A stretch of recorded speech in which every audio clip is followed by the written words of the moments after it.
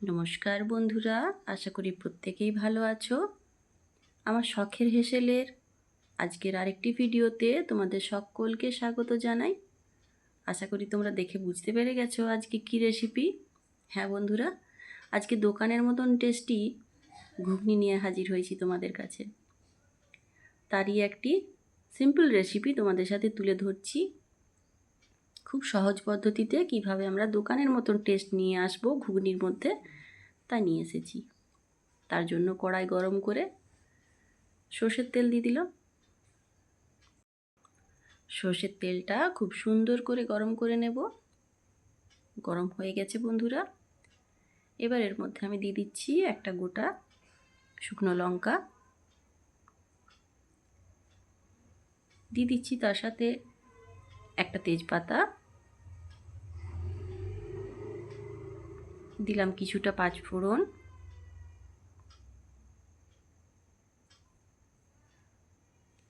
এবার এর মধ্যে অ্যাড করে দিচ্ছি কুচনো পেঁয়াজ। পেঁয়াজটা হালকা ভেজে নেব।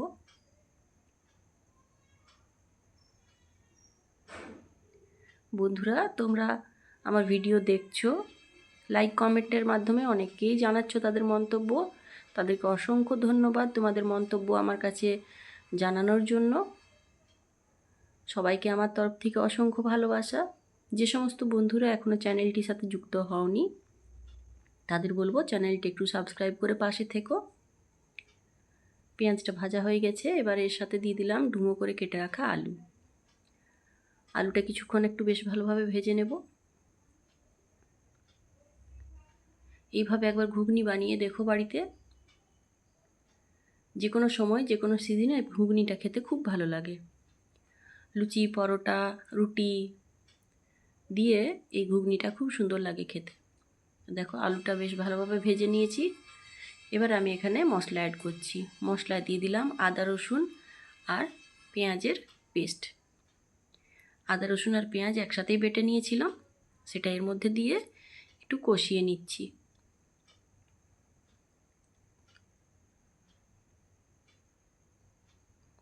একটু কষানো হয়ে গেছে। এবার আমি অ্যাড করব গুঁড়ো মশলা। তার জন্য দিয়ে দিলাম কিছুটা হলুদ গুঁড়ো, দিচ্ছি পরিমাণ মতো ধনে গুঁড়ো, পরিমাণ মতো জিরে গুঁড়ো।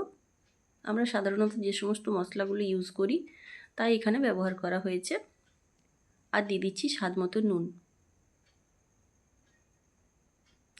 তোমরা চাইলে একেবারে লাস্টেও নুনটা দিতে পারো। এবার আমি দিচ্ছি কিছুটা লাল লঙ্কার গুঁড়ো আর কিছুটা কাশ্মীরি লঙ্কার গুঁড়ো দিয়ে মশলাটা খুব সুন্দরভাবে ভেজে নেব। যদি তলায় লেগে যায় তাহলে একটু একটু করে জল দেব।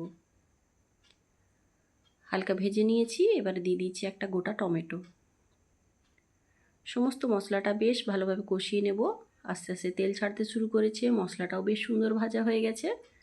এবার আমি আগে থেকে সেদ্ধ করে জল ঝরিয়ে রাখা মটর এর সাথে দিয়ে দিলাম। মটরটাও মশলার সাথে খুব সুন্দরভাবে কষিয়ে নেব। দেখো বেশ ভালোভাবে কষিয়ে নিয়েছি। একটু সময় ধরে আস্তে আস্তে কষিয়ে নিতে হবে। সুন্দরভাবে কষানো হয়ে গেছে। এবার আমি এই কষানো মটরের মধ্যে পরিমাণ মতো জল দিয়ে দিচ্ছি,